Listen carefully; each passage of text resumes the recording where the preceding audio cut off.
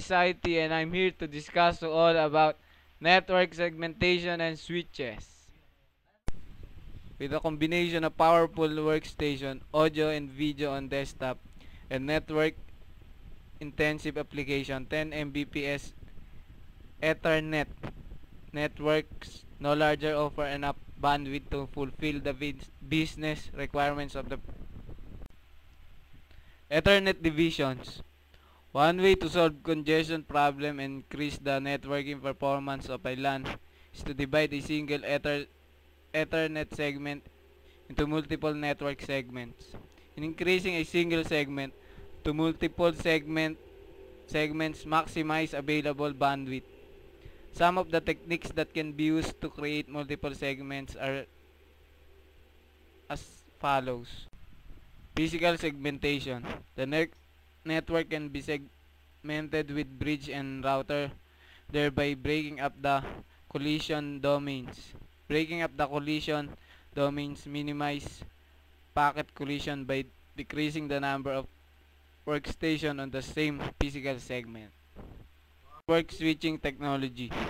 Like a bridge or router, switches can also provide LAN segmentation capabilities. LAN switches provide dedicated point-to-point packet switch connection between their ports. Since this provides simultaneous switching of packet between the port and the switch, it increases the amount of bandwidth open to each workstation. Full duplex Ethernet device.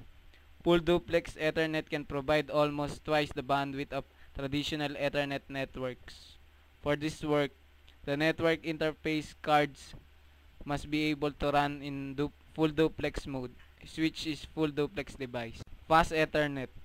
Using fast Ethernet, switches can provide 10 times the amount of bandwidth available from 10 base T. FDDI.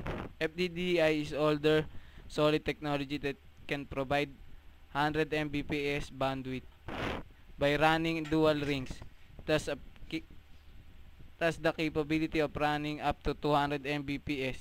FDDI is typically used between closet, in floors, or in campus environment. Segmentation with a bridge. A bridge can segment or break up a network into smaller, more manageable pieces.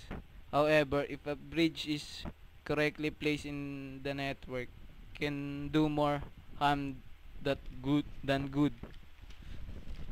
Bridge perform their work at the MAC, sublayer of the data link layer.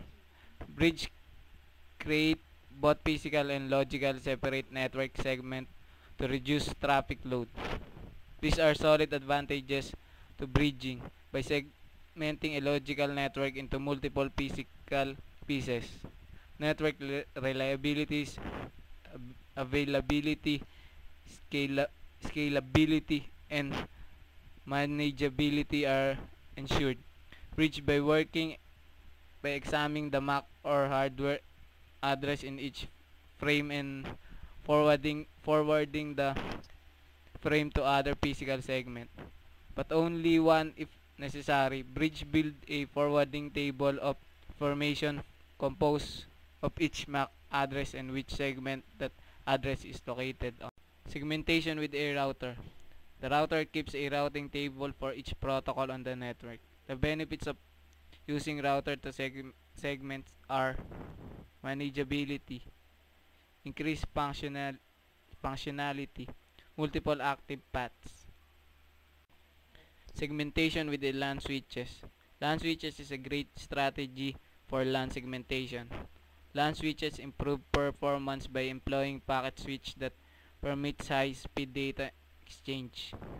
Just like bridge switches use the destination MAC address in order to ensure that the packet is forwarded to right outgoing port. Cut-through switch begin for forwarding the packet before reception is complete, thus keeping latency to a minimum. One architecture. In any one internet work scenario, one of the main building blocks is the router. The main function of router is to forward IP packets, which we also refers to as a datagrams, from the source to the destination across the network. This operation of forwarding these various size packet can indeed become a very